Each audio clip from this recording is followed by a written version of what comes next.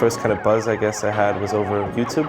I uploaded this video where I kind of wanted to show that you could use it as an instrument rather than just like a synthesizer. It's a synthesizer vocoder. It's not too expensive. It doesn't really have that kind of synthesizer design that you'd see like from, like, for example, the Korg MS-10 or 20, where you have all these different crazy knobs. So it's one that you'll see in a lot of studios or in a lot of home producers' flats.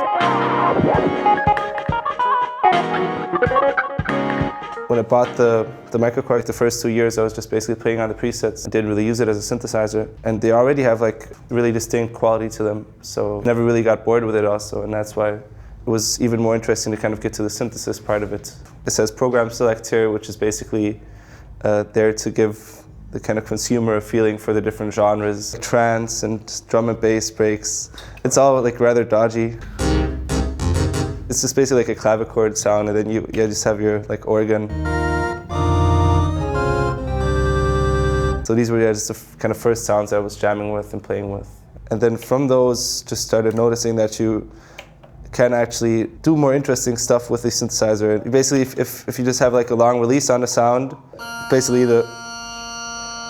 and you go to this oscillator setting, go to DI9, you can start doing weird stuff like.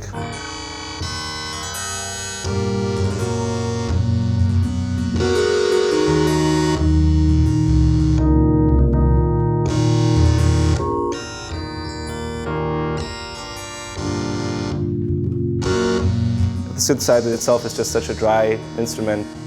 But one of the things that people were always curious about was this kind of like dubby, pitchy effect that I was doing, and it's basically me messing with the delay also in a rhythmical kind of way. The delay on the microKORG is definitely like a really nice and responsive and really fluid one, so you can perfectly tie it into just improvising.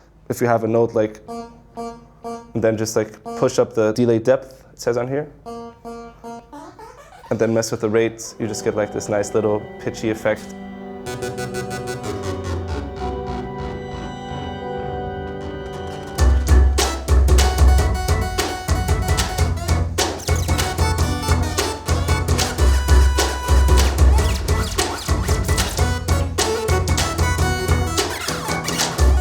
I do have keyboardist background, so I'm used to having more octave. I've started to compensate by actually going like to the octave shift and jumping up and down octaves while performing. So kind of in this way. Just because I have a very kind of nervous left hand, I always try to be as active as possible with the pitch and the mod wheel at the same time whilst doing the octave jumps. So the left hand basically I don't really use it for playing on the keyboard as much anymore, as I basically just have it like as a kind of modulating hand.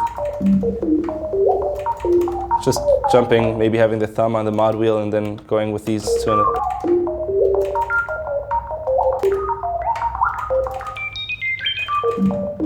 I'd love to ask Korg to put some buttons here too, because I've noticed I've always started tapping on the side of it. I don't know if they could add something here. That would be amazing.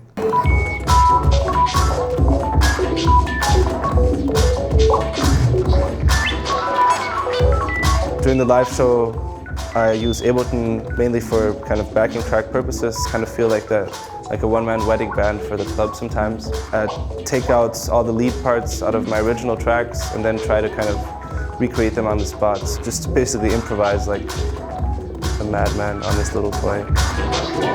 I could just give a little insight, a live re-edit of this track.